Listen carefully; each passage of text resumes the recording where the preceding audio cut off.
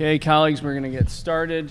Ways and Means Committee, Baltimore City Council Ways and Means Committee. We are back for Ordinance 22-0235, Ordinance of Estimates for the fiscal year ending June 30, 2023. I am Eric Costello, Councilman from the 11th District, Chair of the committee. Joining us to my right, Councilwoman Danny McCray, 2nd District, member of the committee. Councilwoman Odette Ramos, 14th District. Councilwoman Felicia Porter, 10th District. Councilman Isaac Gitzi Schleifer, 5th District, member of the committee. Councilman Ryan Dorsey, 3rd District, member of the committee. We are here for BSIT. Colleagues, before we begin, we started this back in 2019 due to the sensitive nature of the ransomware attack. There is a list of topics that are off limits for discussion during the hearing. It should be on the back page of the hard copy printed email, which I am going to read momentarily out loud for the public. If you have a question that is related to one of these things, the chair is going to direct the agency to not answer it. If there is something that is in this list that you are interested in learning more about, please see me or see Councilman Schleifer, and we will coordinate with CIO Carter on setting up a private briefing, and any discussion in there should be treated as sensitive. Specifically, those topics include: 1, requesting specific details into the 2019 ransomware attack and its findings. As of right now, Baltimore City's ransomware attack is still an ongoing federal investigation, and the city is limited in what we can say. Number 2, requesting specific details about Baltimore City's IT security current state or gaps needing remediation. Number 3, requesting specific details about infrastructure, applications, or data vulnerabilities or assessments related to the results from these areas. As the committee and all of our colleagues have done in the past, everyone has been very diligent about respecting these ground rules. I respectfully ask my colleagues' consideration in that as we move forward throughout the hearing. Before we begin, colleagues, are there anyone who has any concerns with the ground rules that we've laid out? So, Mr. Chair, I don't have any concerns. Is it appropriate to ask about status of interoperability for protecting our systems here? Is that an appropriate response? So it's more general in nature as opposed to... We'll give you a general response to that, Mike. We'll give you a general response to that, and if you need more detail, we'll gladly meet with you to give you our security briefing. Okay, thank you. Excellent. Everyone else good? Yeah. Keep passing it to Vice President Middleton. Council Vice President, we've been joined by Council Vice President Sharon Green Middleton, 6th District member of the committee. Council VP on the back page is just the off-limit topics, other page, that we've done in previous years for BSIT to protect the city's security posture. So with that, CIO Carter, I'm going to turn it over to you. Thank you. Good afternoon, Council Chair Costello and members of the committee. We're here today to talk about BSIT and what we do for the residents of Baltimore City and the agencies that we support on a daily basis. Before we start, I'd like to introduce you to some of my team members. To my right, we have our Director of Finance, Christopher Harrington. Behind him, we have Art Ray, who is our PSEC Director, the Public Safety IT Director. Beside him, we have Lisa Allen, our 311 Director. And beside Lisa, we have Layla Lehman, our Chief of Staff and Chief Administrative Officer. So I'm going to go through these slides fairly quickly. I know that there are a number of questions that you all want to ask and get into some dialogue, so I'll do that, and bear with me as I strain my eyes to look up at that screen. Citywatch. Let me give some context around what we do with the metrics within BSIT. We meet twice monthly to review all the metrics. We have a data fellow by the name of Sarah Schultz, who actually manages the process, the systems and the data, and works with our team to make sure that we get the right data in front of us. We meet with her monthly and determine, here are the questions, here are the themes, here are the challenges that we want.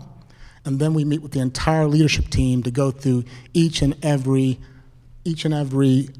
metric that we have. Citywatch is a new metric for Baltimore City. Citywatch is not a new metric, it's a new budget item for Baltimore City IT. And prior to that, this was something that Elise, who's here, had managed. And to that end, when we look at Citywatch, we are focused primarily on the uptime with a target of 96%, the 2021 actual being 93%, and current day actuals are 92%. If we look back at historically, over the last year, we've had a few changes that have impacted us to not meet that target. One, we went from one support vendor to the other in July, so you had a wind down of some services and then a pickup of other services. We have very detailed data with regards to the types of outages we have, whether it's related to hardware, wireless, tree data, power electric, or poles down. And on a monthly basis, our director of PSEC will reach out to the appropriate agencies to expedite getting those cameras back up. So we expect that metric to continue to rise over the next several months. Relative to the $2.8 million that's transferred from MONSE into BSIT, that is for the maintenance of the existing Citywatch cameras, and one additional FTE to help from a contract administration perspective. So this is new work that we are doing in terms of managing the contract as well as the technology for Citywatch.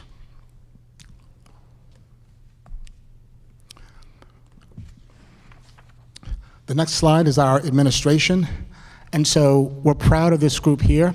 Our administrative group has done a lot of things that some may not see from the outside looking in, but they've given us clarity to our budget, they've given us clarity into our processes, and we're proud to say, for instance, that this time last year, relative to our late payment of invoices, we had a fairly high number. We were in the millions of dollars, and we only have 34 invoices that are late, beyond 30 days today, and that totals about $200,000, $300,000. But we were in the multi-millions in that space. And our fiscal team has done a great job of getting that down, keeping the metrics complete for us, and keeping our eyes on the prize to make sure that we focus on paying vendors the right time. If you step back and look at the whole overall BSIT budget, we are, for the most part, flat. You'll start to see puts and takes. For instance, the addition of the contract dollars for Citywatch is a plus, but we've gone down with respect to Workday as that number goes down. We've done a great job in trying to align our budget to how we spend and the services we provide. So you'll see shifts of employee dollars to contractor dollars, primarily because we've been taking multiple months and years to try to fill roles that we really couldn't. So you'll see shifts there. You also will see a shift in the, I think we call it an enhancement that we got for additional security folks so that they can manage the increasing number of vulnerabilities that we detect on a day-to-day basis. So from a budget perspective, we're pretty much flat overall. We'll talk about the puts and takes as we get through the actual meeting. But this group here, this administration's group, has given us the insights into our budget, our processes, our plan, and we're very proud of the work that they've done and the results that they have achieved.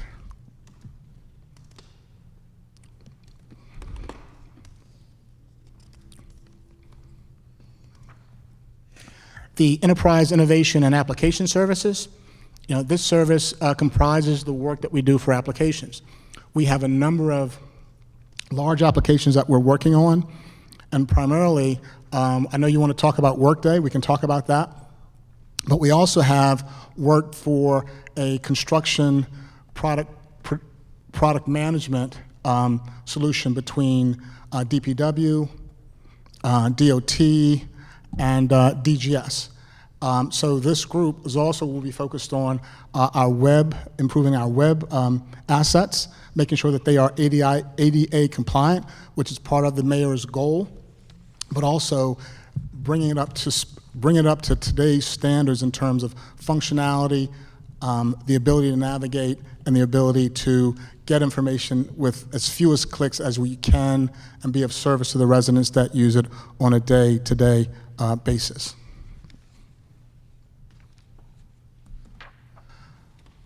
Our 311 call center is extremely productive. They have been in a work-from-home situation since the actual March 20th, when we were in a pre-COVID to COVID go home and work. That team is more productive today than they have been when they are working. We're proud of what they do. They are a very motivated group. We actually have, for instance, we call chew-in chats, where we, the leadership, meet with various groups and team members, and there's a bit of life that comes to you when you talk to the call center people. They're enthusiastic about providing good customer service to our residents, and as you can see from the metrics that we have below, we are constantly at or above target for how we measure the services that are being provided for 311 to the residents. And to that end, there are more services. I'm sure you're going to ask questions about it, but Lisa's here to talk about what she's going to do with respect to the bot that we're looking to build and other initiatives within the 311 space.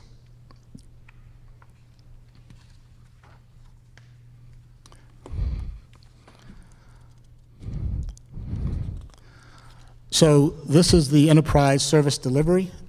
This is one of our largest services. It includes the infrastructure group, the security group, as well as our public safety IT group. For infrastructure, the goal is clear. Fix infrastructure such that it works and it's reliable and it's consistent. And if we do that and we do that right, we can have a workforce that's more productive because they don't have these little nitpicking problems that occur. Another goal is to make sure that we have redundant systems and we have secure systems.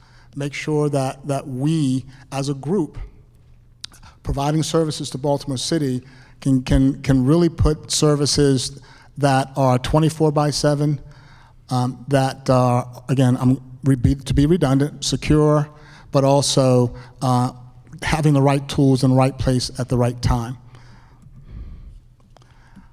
And with that, I tried to be brief, Council Chair Costello, so we're ready to take on any questions that that the council may have.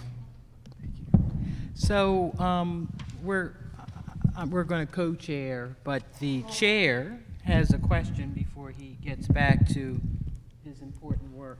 Thank you, Madam Chair. Todd, first, I want to, again, as I do every year, publicly thank you. This agency was in absolute shambles very recently, as recently as 4 years ago. And underneath your leadership, you guys have done some really incredible things. I know there's still some work remaining, but I'm very confident that you all are on the right track. I certainly appreciate the courtesy that you've extended to me as well as Councilman Schleifer in terms of keeping us updated along the way, periodic briefings, and I would just say that I think we're in a far better place, and that's largely due to your leadership. I know you have some great people at the agency, so very appreciative of that. I did have one quick question on the Citywatch cameras, Sure. And if you could just briefly talk about the role that BSIT plays. As you're aware, it came to my attention recently that as many as 17 to 18% of the cameras in our portfolio are not operating at any given time. So if you could talk a little bit about that and where things are currently at, that'd be appreciated. Sure. Let me start with how those cameras are maintained. We have a real-time system. It's called the Genetec system. If there's an outage on that system, an alert comes, and the vendor, BSIT, and BPD have access to that data in terms of what cameras are specifically down. When those cameras go down, we enter a ticket into our ticketing system, SolarWinds, and then that work is dispatched. Our current availability is 92% for the past month. If I go back several months, it's really around 88, 89%, just to do that sensitivity analysis just before coming to here. And as I stated earlier, part of the reason that it is not at target is because, one, we went from one vendor to the next, and just the slowdown of work from one vendor to the uptick of work for the other vendor occurred starting in June, July of 2021. And then secondly, we've had, in terms of buying additional cameras, we've been impacted by the supply shortage just like everyone else. As I stated earlier, we track the number of cameras that are down relative to whether they are hardware related, wireless or tree related, power or electric related, as well as if there's a down pole. And our director, Art Ray, will then work with the appropriate agency, for instance, forestry. Hey, we need tree trimming to occur here, here, and here, to prioritize work to get those cameras up. We also look at these metrics on a monthly basis to review them and challenge ourselves to get better and better. We do feel ourselves as on that path with Skyline. We've had some bumps as we got them started, but with Art's leadership, he's pressing them constantly for give me more crews, and hit this work here, here, and here. But from a perspective of our statistics of availability, we keep detailed logs from that system that I just outlined to you. Got it. And I want to take a moment to thank Elise Gillespie, who, when we found out about those camera outages, was very much on it and followed up with me each and every step of the way to make sure that one batch of 11 cameras were restored as quickly as humanly possible. Todd, in your estimation, what entity is responsible for ensuring that that portfolio has maximum uptime? Is it the mayor's office? Is it DOT? Is it BGE? Is it MONSE? Who is that? In terms of the maintenance and uptime of the cameras, it is BSIT. We manage the technology, we manage the vendor, and it's our responsibility for the uptime of the cameras. In terms of the challenges that you referenced earlier with respect to supply chain issues and not having cameras in stock, were you referring to replacement cameras or new cameras? Replacement cameras. Replacement cameras. And how many replacement cameras do we have in stock at any given time? I'll have to ask Art to opine on that. Do you have an answer for that, or do we need to get back to the councilman? Make sure you use the mic. So right now, today, we have approximately 6 cameras in stock with another 25 being ordered. And that's strictly for replacement cameras. And What's then, it? Oh, go ahead, Art. I'm sorry, Councilman. No, go ahead, Art. And then, of course, in July, with the new funding, hopefully, we will be ordering more cameras with capital budget as replacement. And when I say more, it's replacement cameras. What's the average unit cost? Roughly $2,500. And what's the allotted amount in capital for fiscal '23? It will get us a replacement of 300 cameras. So we're gonna just buy one batch of 300 cameras? Yes, sir. That sounds like a great idea. Seriously. And That's it where I will was get going. us on a life cycle as well, sir. Okay. And then how many are at end of life cycle right now?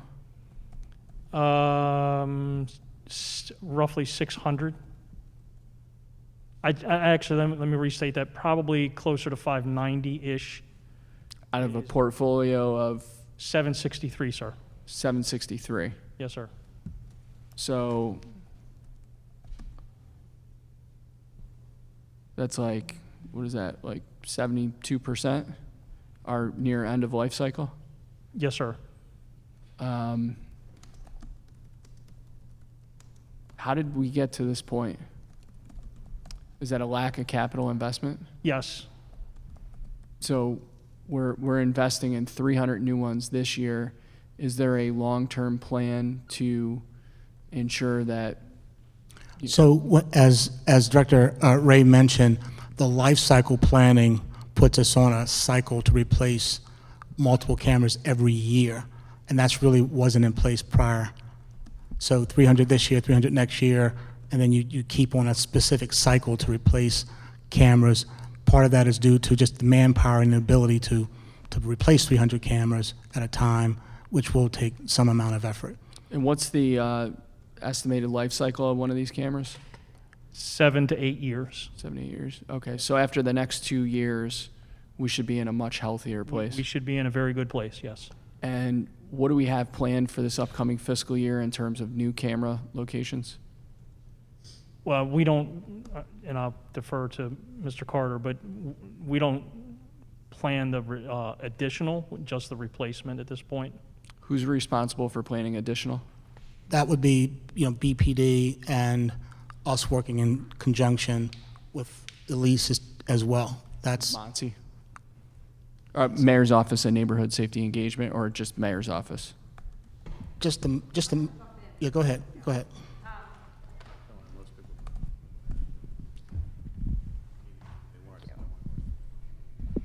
So the budget really only maintains existing cameras. There's alternative funding sources that occasionally come in for the addition of cameras. We use local casino impact aid, so right now we're scoping out the addition of several cameras in the Federal Hill area, as well as additions to what we call the Stadium District, which obviously are around the stadiums. And Elise, let me just jump in, because Sure. there's a common misperception when we say Federal Hill. You also mean Sharp, Leadenhall. I do and, also mean and Sharp. South Baltimore. Yes, and correct. Otterbein, okay. Because they are in the casino and catchment area. In addition, we have a small amount of funding from the Department of Homeland Security to add 2 cameras sometime this fall along the President Street corridor. And we have an MOU with the Housing Authority of Baltimore City. We are responsible for the maintenance of those cameras. They reimburse us for those maintenance costs. They have received a HUD safety and security grant, so we are currently underway with an improvement project in McCullough Homes, and they are applying now for additional funding for cameras in Westport. What are there, 24 cameras in McCullough? There are, I don't know the number offhand, but what we're doing there is because there's a lot of aging wireless infrastructure, we're adding fiber and strengthening that network. Got it. And ma'am, you're from BBMR, right? Yes. Mr. Shorter, I'm not sure if this is directed at you or the lady from BBMR. Are replacement cameras an eligible ARPA expense?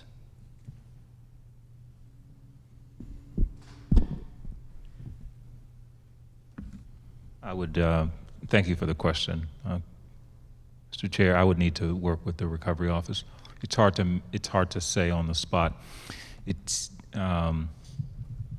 Yeah, so I would want to work with Recovery because I wouldn't want to give you bad information. Sure thing. I would be, for Natasha and team and Nate, I would be very curious if replacement cameras as well as installation of new cameras are an eligible ARPA response, or ARPA expenditure. Sorry, it's getting a little late in the day.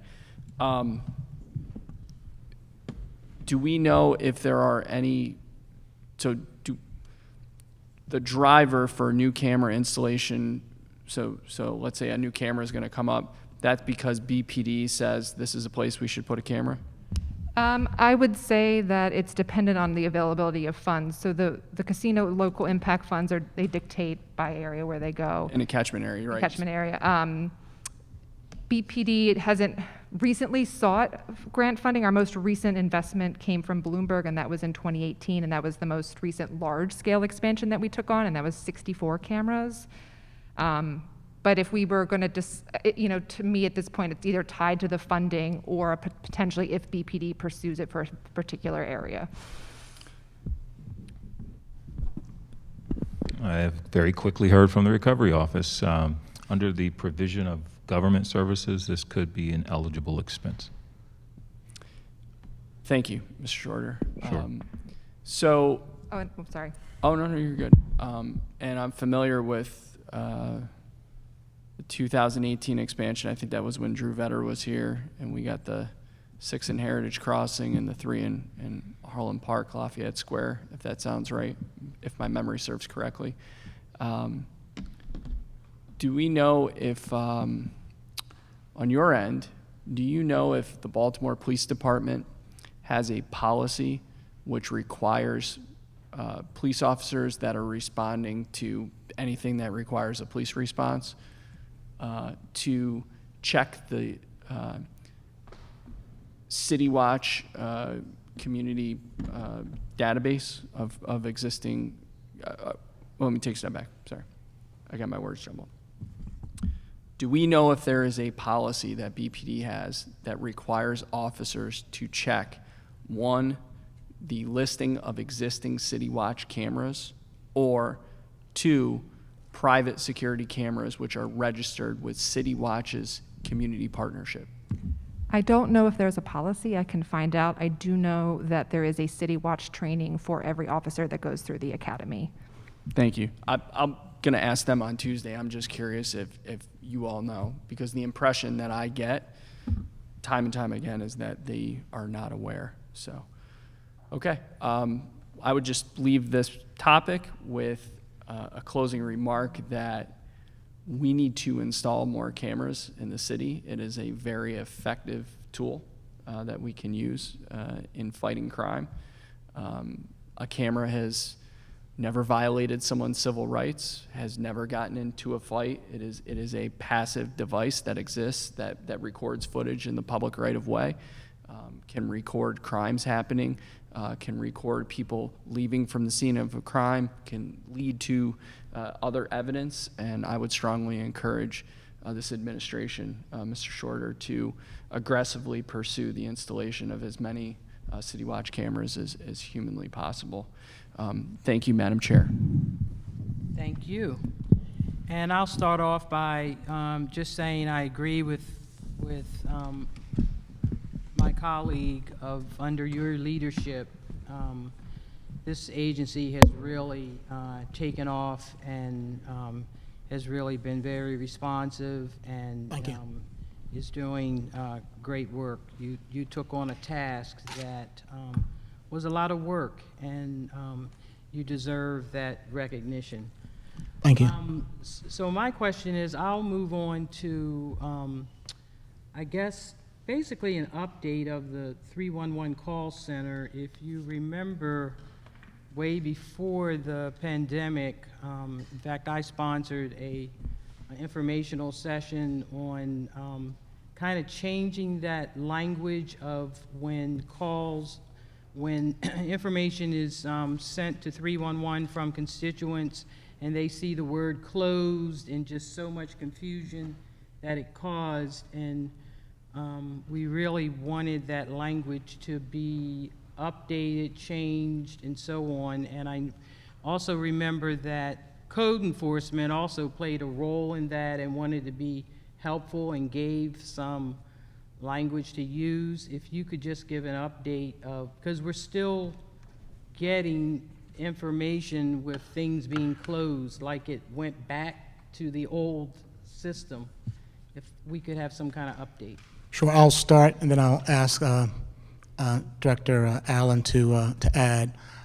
We don't have the complete answer, but we do have, and we have made progress, and will continue to make progress. There are two prongs that we are looking at relative to what we call the infamous closed equals closed. And it composes of a systems piece where we have people that are engaged in understanding the flow of data between Salesforce, CityWorks, and CHIP. And we have an active team that have been looking into that, and we are on target to have what I would say, the best way of saying it is a quantification of what close equals close means. Because we get a lot of data, but we don't know how many we get and for what reasons we get. So that's kind of one path. The second path and Director Allen will add to this, is we have a team that is focused on changing the messaging on SR such that it is descriptive of what has happened. And with that, I'll pass it to Lisa. Good afternoon, everyone. So I do remember last Identify, year. you can I'm identify. Lisa Allen, the call center director for 311. And since your inquiry last year, as CIO Carter said, we've been working on the messaging with the agencies. We have about a few over 200 service requests to work on. And what the messaging process is doing is changing the words close means close, because we know things happen along the way. So it is sending out messages that are more specific to what was actually done. So this will help when we have multiple things to do before it's closed, or complete. And it will also help, of course, if something's simple where we couldn't get something done, the message will indicate exactly why it wasn't done.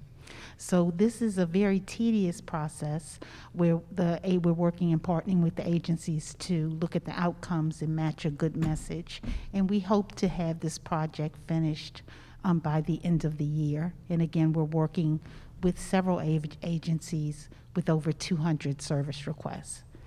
So when you say the end of the fiscal year or? The end of calendar this year. fiscal year? No, the calendar year. Calendar year, Yes. okay. Yes, ma'am. Okay.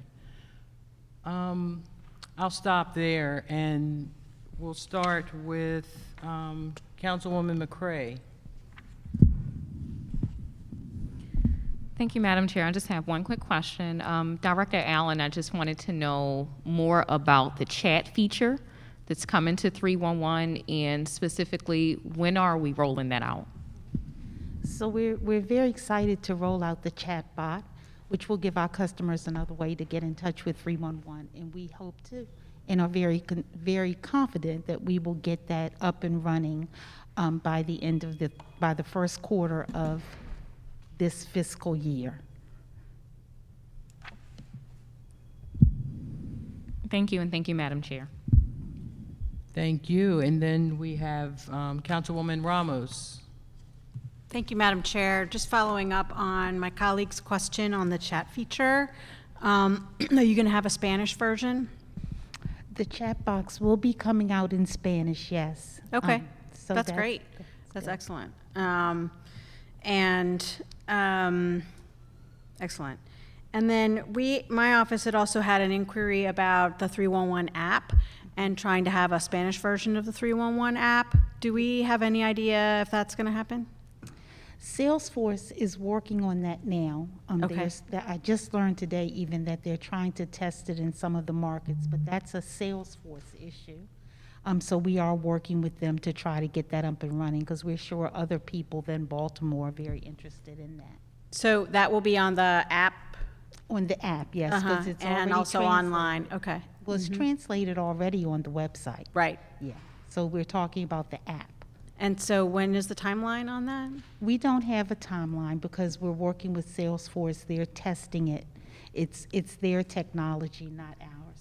Oh, okay, so they're the ones that provided us with the app, and so we're essentially they are developing, if I understand you correctly, they are developing an app that's in Spanish that'll be for whoever buys their 311 stuff, and we are going to be basically purchasing that, or we're just doing an add-on to the one that we have? No, it's definitely an upgrade. So Okay. we will be having to purchase that feature. Okay. But no timeline yet? No timeline. I apologize, but we're at their mercy. No, I think our inquiry came to you a couple months ago, so if that was when you started, then obviously that's something that's going to take a minute. I appreciate that. And then the last time we talked about the 311 call center, I know that you do use language line, but I also wondered if you were still planning on recruiting Spanish speakers. Well, during our recruiting process, we're always looking for bilingual reps. But it is a challenge still because, again, 311 is open 16 hours a day, 365 days a year, so we would have to cover that entire time. So we will be dependent on the language line, which not only helps support Spanish, but even all other All languages as yeah. well. We know that Spanish right now is the language that is, aside from English, more prominent in the city. And So looking back on our call volume, Spanish calls are about 4% of our call volume. yeah. Well, our office will be working with MEMA because I think people who are newly arrived don't always trust government, and so they don't know that they can call 311. And so we're going to be doing some work with MEMA to get the word out about that. So I think by this time next year, that percentage will probably go up. But well, and although we do have a lot of Spanish speakers who also speak English, so that probably wouldn't be in your count. So no, I do appreciate that. And then I think that was it for my 311 questions. And Madam Chair, if other people have questions, I'll yield and ask my other ones later. Okay. Thank you. You're welcome. We'll move on to Councilman Dorsey. Thank you. And we're joined by Councilmember Conway. Thanks. I will just echo everything that's been said. BCIT is wonderful to work with. Very straightforward in communications, even when it's things that are difficult, like closed means closed. I understand the rock and a hard place that you are between. When being reliant on agencies to behave a certain way, and I don't think that there's any inadequacy in the communications that we have about that, and that's remarkable to me because it's a difficult thing. And I just want to acknowledge that we've got a couple of things cooking. That Todd and I talked about just a couple of days ago, or yesterday even, on getting a towing vendor. This is a long-standing issue. I'm glad to hear that we have a commitment to real progress here, and it seems that we're on the same page about getting a vendor for handling our towing issues in a way that will benefit both DOT and BPD. And I think importantly will benefit small vendors in the city, that through this a new way forward, we're going to open the door up for more small and minority vendors to have an opportunity to get a slice of the work that the city is putting out there. I think we've got a really good path forward. I'm really excited about that. Similarly, we have a plan to get vacants into CAD so that our firefighters and officers have a better sense of what they're responding to and getting into. I think when we last talked about that was maybe like a month ago, and we had a pretty clear 3 or 4 step process path forward on a 6-month timeline. Everything going well there? I think it's a better timeline than the 6 months, and I'll ask Director Ray, who's leading that work, to give an update. Great. Good afternoon again. Yes, we believe we can shorten that timeline. I'd be hesitant to say exactly what that is, but we are making progress faster than we initially thought we would. And we believe that, with internal resources, we can accomplish the goals set forth. That's awesome. I think, it's, again, just great to work with a really competent team. I really have trust in BCIT, not only to fulfill kind of its basic mission and most high priority needs to meet the city's technological demands and help us to modernize, but to be a really successful steward of interagency work and collaboration and bringing people together and really competently helping to make sure that everybody is on the same page and that that you have everybody's confidence to kind of marshal a result that without which we couldn't get results. So I just am really thankful for the excellency of the work that you all do.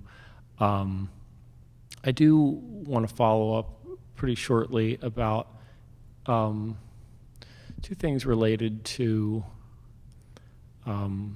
parking enforcement and the safety division at DOT. We have some nonsensical ways in which 311 is set up based on how that division is operating. It makes no logical sense. I need to get a sense of how we're going to make progress on fixing some 311 and agency operational nonsense. Who is the best person for me to work with to help to convey the operational problem that I have experienced again and again and again? I would say to start with Director Allen. Okay. She manages the 311 and has all of the contacts within all the agencies. So it probably will involve a number of other people, but Lisa has those contacts and understands the operations. Chi-Chi, can I meet with you and with Lisa about this?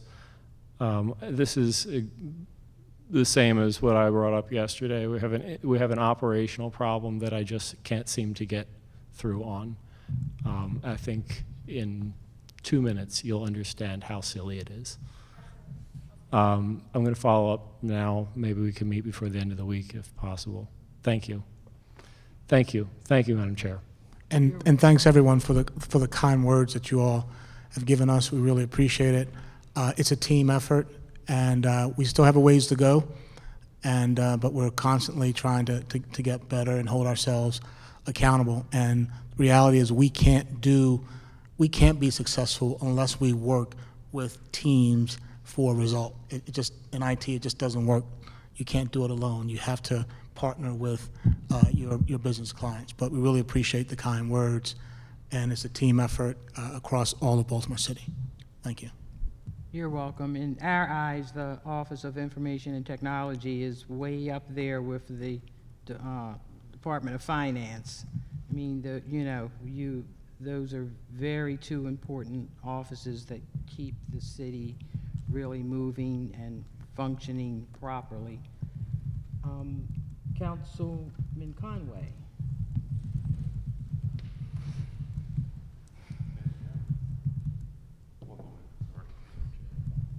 Oh, that's okay. A little technical difficulty. This is deliberate sabotage. I seen it.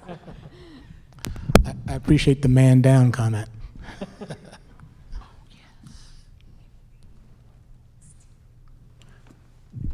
My bet is it was Schleifer. He's always playing pranks on me.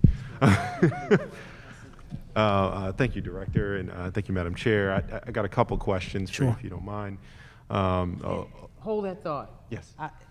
Because it's on my mind. We definitely want to give a shout out to Chris Austin because he helps to take care of all of the council members. Really appreciate that. Really, on it, very responsive, and we love him. Thank you very much. Shout Really out to appreciate that. Chris.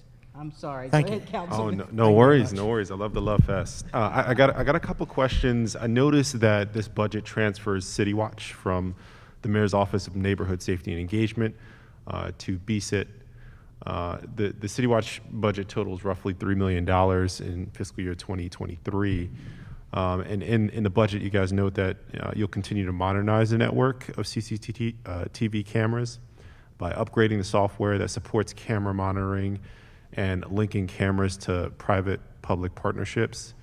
What are we doing to make sure that the Citywatch cameras are working more often and minimizing outages for Citywatch cameras? How are we tackling that problem? So just so you know, Chairman Costello kind of did a little in-depth thing before he left, but feel free to you can kind of go over, so. Apologize for making you repeat yourself. That's okay. I'll give you the context of how we manage the Citywatch cameras, and then I'll pass it to Director Art Ray for the other part of your question. We have an online system that in real time reports outages. Those outages are viewed by BSIT, the support vendor, as well as BPD. For each of those outages, tickets are created, and then that work is tracked to make sure that we keep cameras up. The second thing we do is we meet monthly, twice a month, about the metrics for Citywatch, and in that we break down the types of outages that a particular camera may have. And then from there, Director Ray will meet with his partners throughout Baltimore City to, one, for instance, if tree trimming is needed, work with forestry to get the tree trimming needed. Regarding the replacement cameras that we need, if it's a camera down, we'll replace them. We went through I forgot the actual numbers for how many we have in stock and how many are out, but we go through, and we have been hampered by supply chain issues to get cameras when we need them, but we then manage the vendor in getting those cameras that are out due to hardware-related issues replaced quickly as possible. And Art, do you want to add anything to that? No, I think that sums it up, unless you wanted something specific. I think that's helpful in the meantime. I just probably want to reiterate the chairman's urgency around the issue. Of course, this is a big part of our strategy, and I'm glad you guys are taking it over. I think it makes a lot more sense. But of course, as we think about whatever that means or what that takes, I look forward to your insight on improving that process. It means a lot to our crime fight. So thank you. The other question I wanted to ask, I noticed in the metrics for Citywatch that we don't have any data for 2021. Is there any reason for that? I'm sorry, this is for the number of arrests assisted by Citywatch. We don't have any data for 2021, but we do have it for previous years. Any reason? So, Councilman Conway, we in BSIT are just responsible for the technology piece and the maintenance. Those other components are for BPD to address. We don't have any insights as to that, nor do we manage it. Why it was placed in the budget book under Citywatch for BSIT, we'll fix that next year, but we don't touch that at all. Can we make that a formal request, just for an update on what the actual information is, if we have it, and if we don't have it, why it wasn't available? I think it just tells a lot about the current standing of the program for Citywatch. So the performance metric is number of arrests assisted and or initiated by Citywatch monitors, and we don't have data for 2021. We want to figure out why there's no data noted, and if there is data available. And then lastly, I'm sure we've touched on this because I know I have a bunch of very intelligent colleagues. This is with regards to close means close. I noticed that for DOT issues, we often have instances where we'll close an SR and it says SR closed by agency-specific management system. Is there any reason why we're using that as a way to communicate? I think it can sometimes be confusing to constituents. If you could give me some insight. Yes, Lisa Allen again. What we're doing, that's part of our messaging project, but because that message comes directly out of CityWorks. So we are working again with our integrators to make sure that we're making sure the messaging is more customer friendly, but that comes straight out of CityWorks and is pushed into Salesforce and is released to the customer. I remember when we were, because I might get myself in trouble by saying this, but I remember being a part of the selection committee behind Salesforce, and a big part of the conversation was its ability to communicate with Cityworks, and they lauded it as one of the best in class, and that they've done it in other cities. Are we unable to figure out that communication, or are there certain limitations that we didn't foresee, or because I got the impression when we were looking at the new contract that would be something that we'd be able to overcome. Yeah, I'll start, and Lisa, you can add to this. I don't know, any person saying that systems can communicate well together. It still requires someone to program it, and it requires there to be a process around it and controls around it. And what we talked about earlier is, as we are looking to approach close equals closed, we have two efforts. One effort, as Lisa mentioned, is the effort for fixing the actual messaging that goes out and making sure that it's consistent across those three platforms. The second effort is the technical effort to really deep dive into that code to ensure that it is properly coded. And the first thing we want to be able to do is to be able to quantify those closed equals closed instances. And so we are committed to having that by year end. But just because organizations or software vendors say that, yeah, I communicate tightly with this particular application, and I have what we call an API or application programming interface, doesn't mean that that is configured correctly and that guarantees that there are no holes in the process or the code. And that's what we're trying to figure out technically. I see. So the ability is there, but it takes some technical tweaking. It does. Also process Absolutely. changes on behalf of the Absolutely. agencies. Because you're looking at, again, three systems at this point in time, Cityworks, Salesforce, and CHIP. And even though Salesforce is our quote-unquote system of record, it still is interacting and interfacing with work management systems in other agencies, and that's what we're committed to figure out. And is that a process that you guys are overseeing, or that agencies are independently overseeing to ensure that? No, we're working directly with DPW and HCD on both the technical pieces as well as the messaging pieces. And the messaging pieces not only extend to those agencies, but health and other agencies that are SR, that have SRs that wording goes out. Okay. Well, I'm sure we'll be. We will be here again next year. I know this is a very Absolutely. complicated issue, and, Absolutely. and I'm eager to continue to be a partner in resolving these issues. But yeah, my office will continue to communicate and make sure that we can be clear in our communication with constituents. So I appreciate the hard work you guys do. Certainly, you guys put in a lot of time, effort, and thought into this stuff. So just want to thank you again. Thank you. Thank you. Thank you, Councilman. And we're back to Councilwoman Ramos. Thank you, Madam Chair. Couple of unrelated questions. First is, I see on page 131 of the book, Service 803, the enterprise innovation. That's the redoing basically of all of our bill payments, right, systems, so property taxes, water bill, all of that. I'm sorry, what, you're referring to page 131? 803, page 131. Let me just make sure. I'm on book 2, Enterprise Innovation and Application Services. My question is just about when will all of that be, I think it just says fiscal 23, that you'll have the new bill payment system, the property tax payments and all of that. Okay, I got what Do we you're asking. have a specific date? Because I know with the bill that we passed that I sponsored where we'll be doing, allowing for installment payments. You had to kind of redo the whole system in order to make that happen.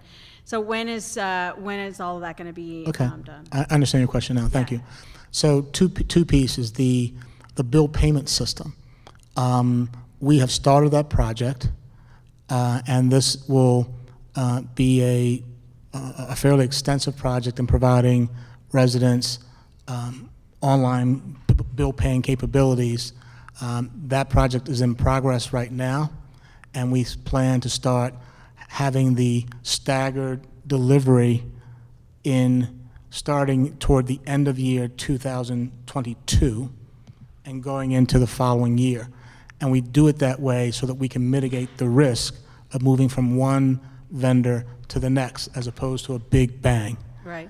And there are some other complicated issues that I can talk to you about offline that I won't qualify here because it'll just take us down a rabbit trail. Sure. But that's our schedule for that there. Relative to tax, property tax systems, that project has not started yet. As we've said before, we plan to start it in fiscal year 2023. And the reason is we are waiting for resources to free up from the ERP phase 2, which is set to go live in August. And once that finishes, the resources from finance will free up to allow us to start that project. In the interim, what we are doing in IT is kind of getting the groundwork and understanding what the art of the possible is with respect to, like for instance, Baltimore County is using a system we are interested in. And we are looking at, well, what is their experience? You know, can we leverage what they are doing so that we can expedite us getting that project started as well? So I can't give you a date on that project, but I will shortly thereafter. Phase 2 for ERP goes live and those resources fill up. Okay, yeah, because our bill is, it has to be done by July 2023. Well, I thought you all gave us a little additional time. We did, we gave you more time. I was just curious about, how that was working, because also to let you know that bill passed in Annapolis to allow us to do payment plans in arrears.